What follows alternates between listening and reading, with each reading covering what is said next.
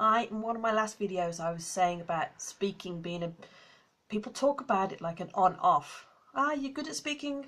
Oh, you're bad at speaking. Like, and for me, there's a line, isn't there? There's a spectrum that says really bad, really good. Hey, I'm in the middle somewhere. I'm getting better. But on top of that, I find that some specific situations are harder and easier than others.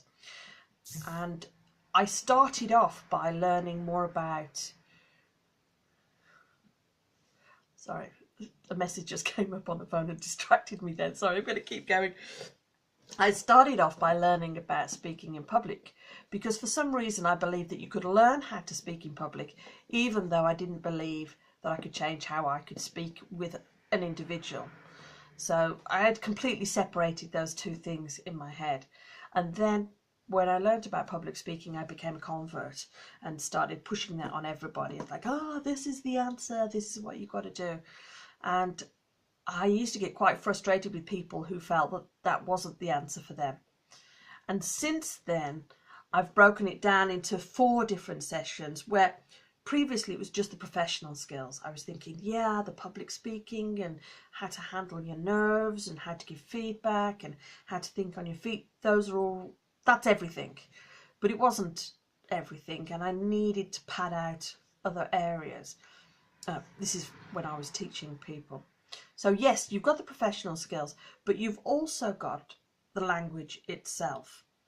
And obviously I was working with people who had English as a second language, and they were saying to me, oh, I need more vocabulary and I need more grammar. And I kept pointing towards the public speaking saying, no, you need more confidence.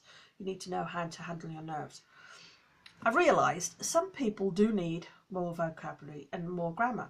And it might be, if English is your first language, it might be that you need the specialist vocabulary and whatever the terminology is for the area of work that you're working in.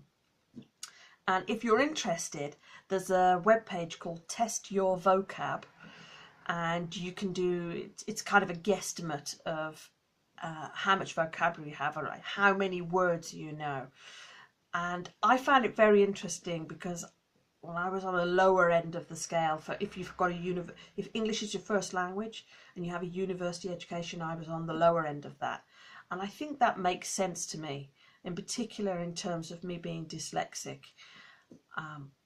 Yeah, it really made sense to me, and it made me feel a lot better about, oh, that's where I'm at right now. And that's why I'm experiencing sometimes problems in that area. So to stop and look at the language and say, how much language do I have, even though it's my first language, was really useful to me. So you've got the language, you've got the professional skills, and in between that was what I've referred to as thinking. So what I felt when I was talking to people who have English as a second language is that sometimes I didn't feel that they were actually connecting to what they were saying. So for example, if there was a simple misunderstanding, it was difficult to solve because they were just saying the words without stopping and thinking about the meaning. Or maybe we'd misunderstand about meeting somewhere. Let's say they said, let's meet, or let's phone at 8 o'clock in the morning or in the night. Well, in your first language, you tend to have thought about that, and you can quickly say, oh, is that morning or night time? But in a second language, you don't always do that stopping and thinking. And again, for me, I don't know whether it's because I was shy or sensitive. I don't think I always stopped and thought. I think I was in a bit of a panic mode. So I didn't stop and think about what I was saying. And I did know what common misunderstandings were. And I did have life experience. So I did have the thinking capability, but for some reason, language and thinking, I just wasn't doing it. And also what I noticed was, particularly in the workplace, to actually express that you understand a subject, you can't just repeat them, oh yes, I understand, because that doesn't sound like you're thinking, it doesn't sound like you've really processed. But in that thinking section, there is language that you can use to communicate that you understand. Like, oh, I see the connection between da da da da da. I see the pattern. I think something is missing, there's a gap. I don't know, these kind of words, I always think about CSI Vegas. I don't know whether you've watched CSI Vegas. They used to have this huge table which they put the evidence on, and then they would talk about the evidence, but they weren't just saying, oh, there's a hairbrush, there's some makeup, there's a purse. They were saying, you could hear them thinking about it. It's like, what's missing? What's out of place here? What's here that doesn't belong? Where's the gaps? Where's the connections? What story is this telling me? And that's exactly what the thinking part is can you communicate that you have thought about what use the language in a way that says, hey, I'm bright, I've made connections, I'm thinking about it. And I think that's a really important part that a lot of people, particularly people that I've been working with, are perfectly capable of doing, but haven't done it and got the words out. And I think if it was spelt out to them, this is the kind of thing that you need to be talking about, these are the trigger words to use, then it would be really easy for them. And I'm tired of things being so hard for people who find it hard to speak. So we have the language, we have the thinking, we have the professional skills. And then I realized, I thought that was enough. For me, I thought that was enough because I wanted to be safe. I wanted to do things right.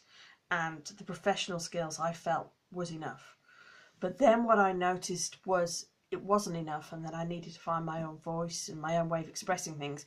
So you need the fourth box, which is the creativity. How do you find your own voice? How do you express your own ideas and your own thoughts and feelings? And for me, I needed to be explicit and learn that. I didn't just absorb it and was able to do that. All of these things I've had to stop, and it didn't come naturally, and I had to stop and think about, what have I got here? How do I talk about me thinking and me processing? How do I communicate that I actually have thoughts about this? How do I control my nerves? How do I think on my feet? And then the creative side, I've had to watch loads of other people. I watch videos on YouTube all the time, and I'm always amazed at how they express themselves, and I'm listening to the rhythms and the patterns and trying things out and seeing what works for me. And that is part of being creative. And there are some people that will miss out all the professional skills and try and be creative and just go to that, and they may do very well, but they would benefit from having some of the professional skills and some of the rules, even if they want to discard it straight away. But there's probably a lot like me that like the rules, like the structure, like to know this is the way to do it.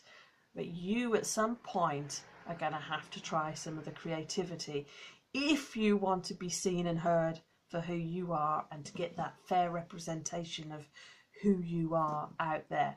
So I'm hoping that is clear to you, but I'd really like your feedback. This is what I call the speaking framework, but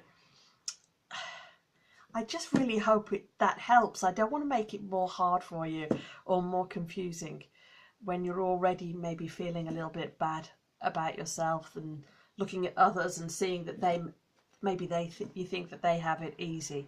There's more of us out there that are finding it hard, and I really don't want you to put any more pressure on yourself and feel bad. So language, thinking, the professional skills and the creative, once you have that, you're going to be able to Google the little boxes and get loads more help and feel that there's information pouring at you. And next year's going to be a fabulous year. Take care. Bye.